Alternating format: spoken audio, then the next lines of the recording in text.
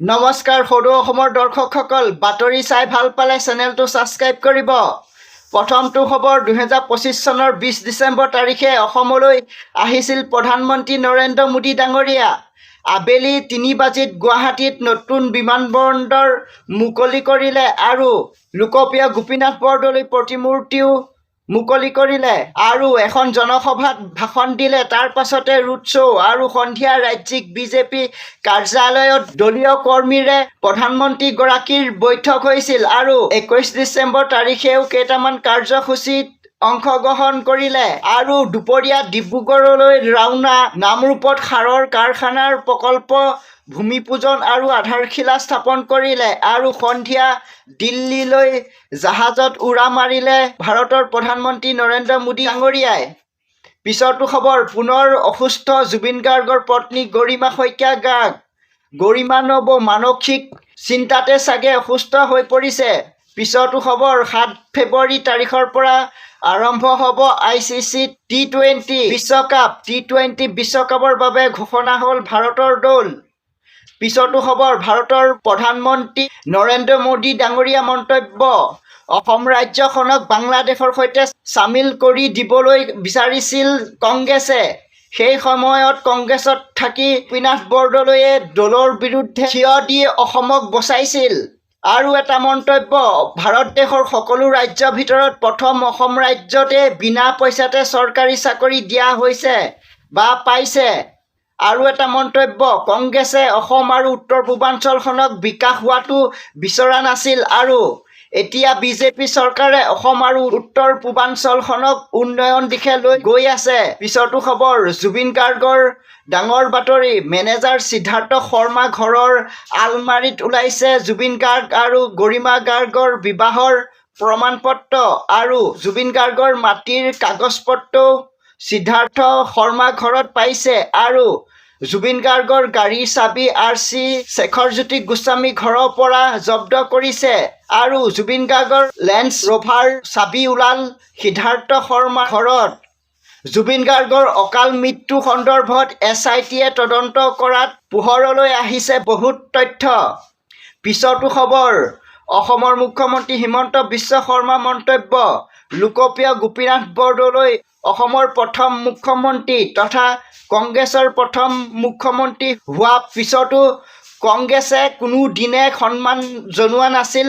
অকল বিজেপিয়ে লোকপ্ৰিয় গোপীনাথ বৰদলৈক সন্মান জনাইছে। এইটো সঁচা কথা কৈছে হিমন্ত বিশ্ব শৰ্মা ডাঙৰীয়াই। পিছৰটো খবৰ 20 ডিচেম্বৰ তাৰিখে ভাৰতত প্ৰৱেশ কৰা 2 বাংলাদেশীক BSFে গুলীয়াই চেদেলি-ফেদেলি কৰি পেলালে আৰু বাংলাদেশ ভাৰত সীমান্তত কঠোৰ কৰা হৈছে সুৰক্ষা। পিছৰটো খবৰ নাক কটা গ'ল পাকিস্তানৰ। বিশ্বৰ বহুত দেশৰ লগতে ছৌদি আৰবৰ পৰাও 51,000 পাকিস্তানৰ ভিক্ষাৰীক খেদি পঠিয়ালে আৰু আন্তঃৰাষ্ট্ৰীয় ভিক্ষাৰী তালিকাত নাম অন্তৰ্ভুক্ত হ'ল পাকিস্তানৰ। পিছৰটো খবৰ দেশৰ প্ৰধানমন্ত্ৰী নৰেন্দ্ৰ মোদী ডাঙৰীয়াই কেইটামান উপহাৰৰ টোপোলা লৈ আহিছে যিসকলে চৰকাৰী ঘৰ পোৱা নাই।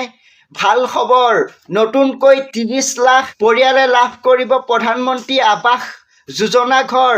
পিছৰটো খবৰ আজি 21 ডিচেম্বৰ তাৰিখে প্ৰধানমন্ত্ৰী মোদী ডাঙৰীয়াই অসম আন্দোলনৰ 860গৰাকী শ্বহীদলৈ শ্ৰদ্ধাঞ্জলি জনায় আৰু শ্বহীদৰ স্মাৰক ক্ষেত্ৰ পৰিদৰ্শন কৰিলে আৰু তাৰ পাছতে অতুল বৰা মন্তব্য, আজি আমাৰ বাবে এক ঐতিহাসিক দিন।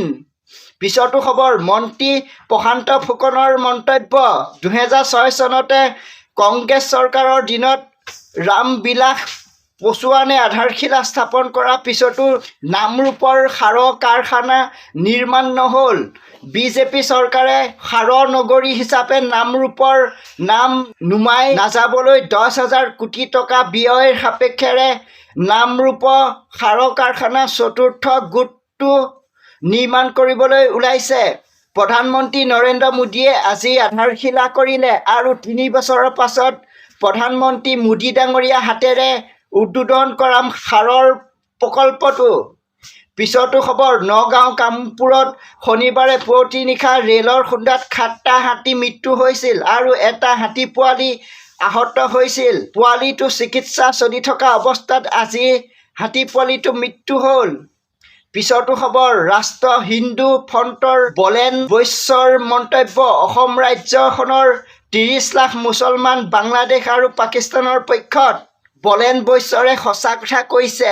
অসমৰ ১ কোটি মুছলমানৰ ভিতৰত ৩০ লাখ মুছলমান ৭০ দেশৰ পক্ষত আছে।